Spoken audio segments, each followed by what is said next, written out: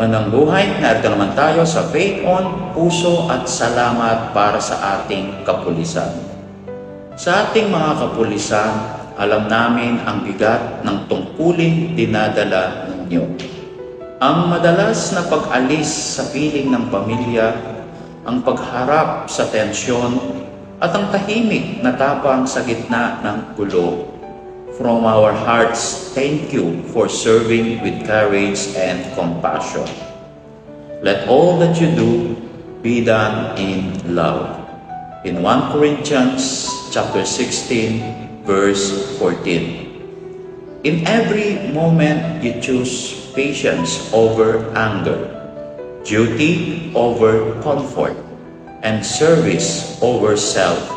Naroon ang tunay na diwa ng pagmamahal sa bayan. These acts, often unseen and unrecognized, become living prayers.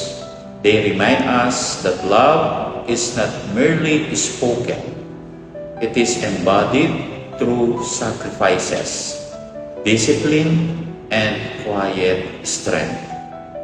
Sabi nga po ni Saint Ignatius of Loyola, and I quote, "Where love is lived in action, God is present. At sa bawat takbang ninyo may malasakit, God indeed walks with you."